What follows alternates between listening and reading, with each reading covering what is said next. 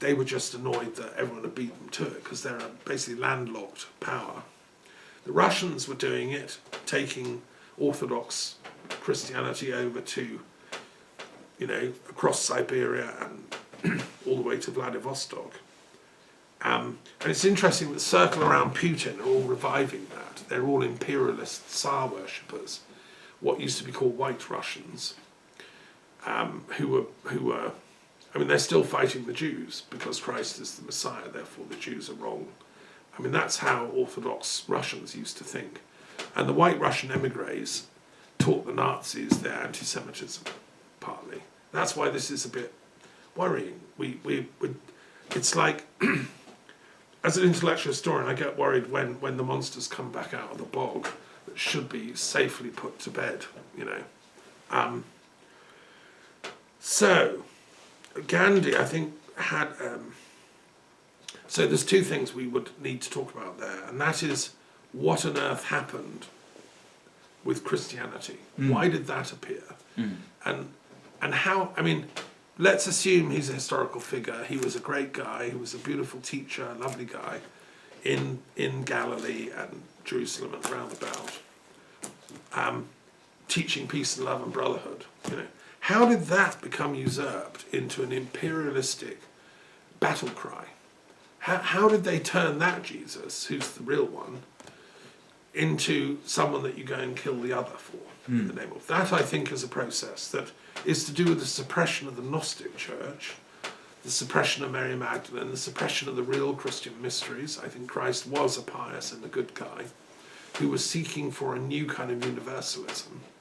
He was a critique of Roman imperialism and of, Hebrew anti-Gentilism, because the extreme Hebrew faction that Jesus was up against were really anti-Gentile, and Gentiles are not allowed in the temple. They were regarded as heathen dogs, and I think Jesus was trying to say, hang on guys, we're all children of the one God.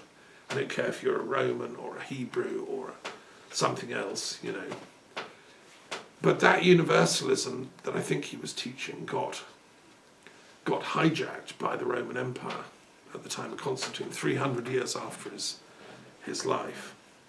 And that process is something that, has cost history quite a lot. And it would, if we could go back and change history, we might want to tweak at that point in the TARDIS. Yeah. And it's something I've studied a lot and written about to some extent. And I do write about it in the Africa paper, because I think that Gnostic side of Christianity was partly the Egyptian side of Christianity. And that's got written out of history. And I think, and that's why I'm so fascinated the Ethiopian church kept the Book of Enoch, which is a very Gnostic text. They're too clever to have thrown that out. But in the European Bible, they kicked out all the Gnostic texts.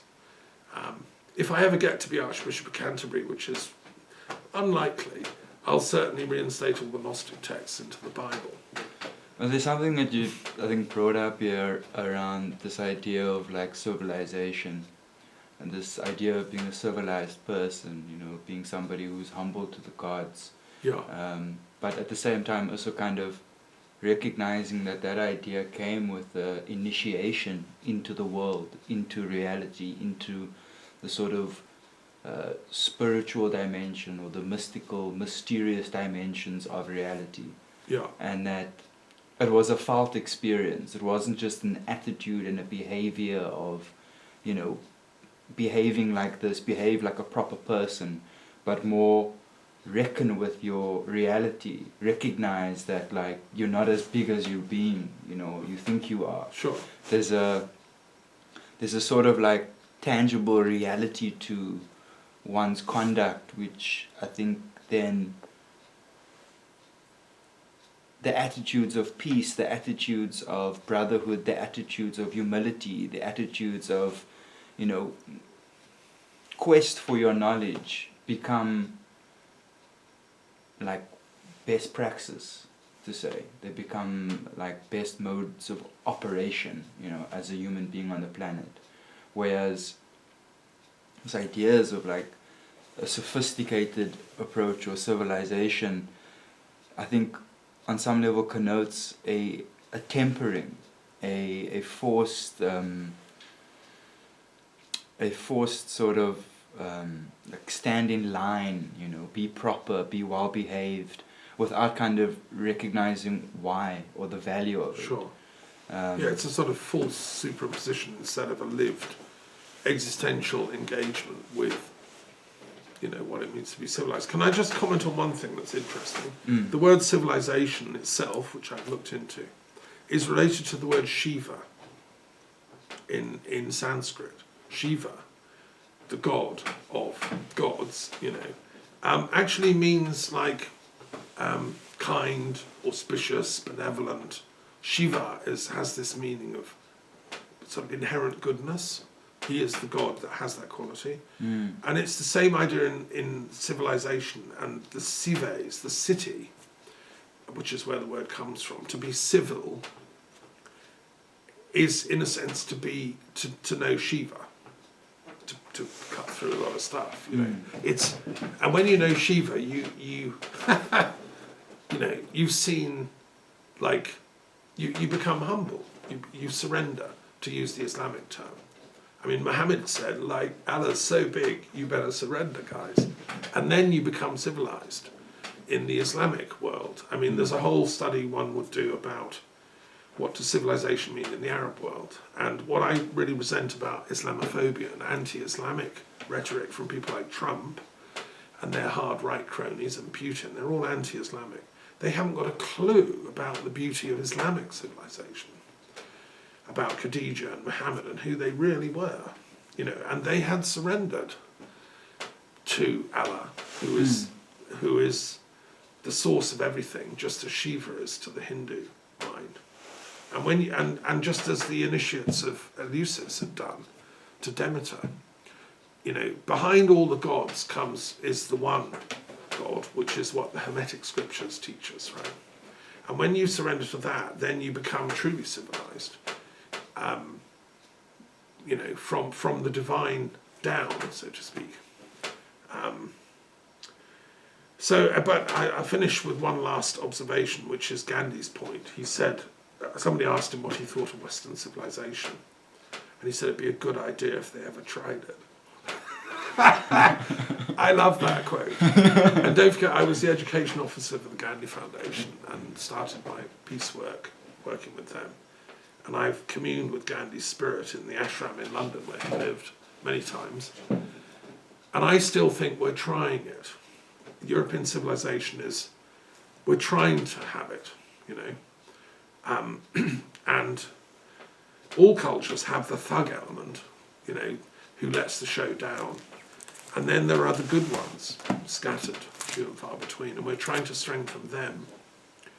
And my work with my Peace Institute here in France and my World Intellectual Wisdom Forum and the other kind of outreach work I do with my Druid work and stuff is about strengthening the scattered light of goodness in, you know, in us all. Because this is a race for humanity now. It's not about this or that culture, you know. It's the good people in all cultures have to come together and demand peace from the warlords, essentially. And the government elites that have, I mean, I don't know if you followed the news, but they've just discovered the British government under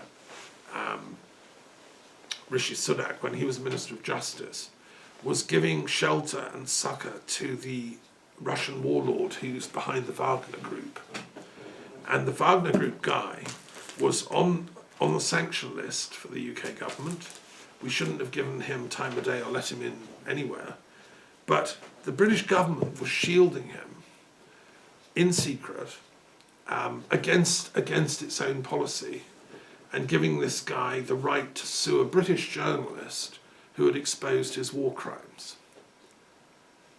Okay, so a British journalist, a good guy, was exposing this Russian guy as really nasty. He's one of the thugs. He's probably the main thug behind the war on Ukraine. Vicious criminal. And a journalist had found out his life story and everything and had exposed it.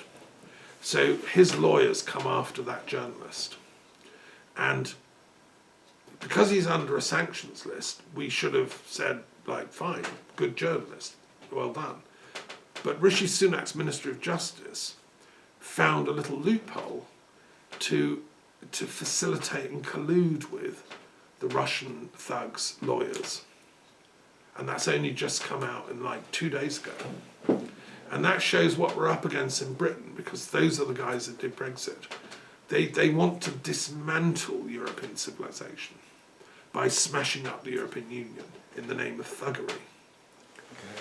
Going into the thuggery thing a little bit, and also just to the politics of civilization, right? There seems to be a bit of a split here, or a fragmentation around like one idea of politics being the sort of like science of the masses, right? Of the mass mind, and how to control that thing, and what that thing believes, and what that thing on some level is, right? And then one of it being like civilization being a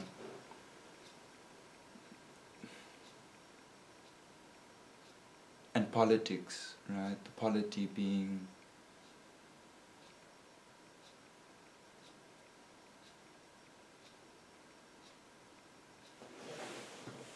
Can I just say, can we just have a pause? yeah. Because it's nearly midnight. Sure. Yeah. And, I'd like to let's think have a about little what I'm pause thinking. and think about the next set of questions, Yeah. and we can fill them later. Mm. But I want to just thank you for your questions, and I hope, we've had a good discussion Yeah. anyway, and there's lots of food for thought there. But yeah, I think in the next part, I'd like to talk about like this an idea of interfaith and peace, right? And like how we kind of how do we interfaith, right? Because like, Yeah, I mean, what's the verb? What's the verb? Yeah, And to I mean, interfaith. yeah, because like, I think also like the way we're speaking about religion right now, it's that it's like there's a historical story element to it, but there's also the element of belief in all of this. There's the element of like Sure.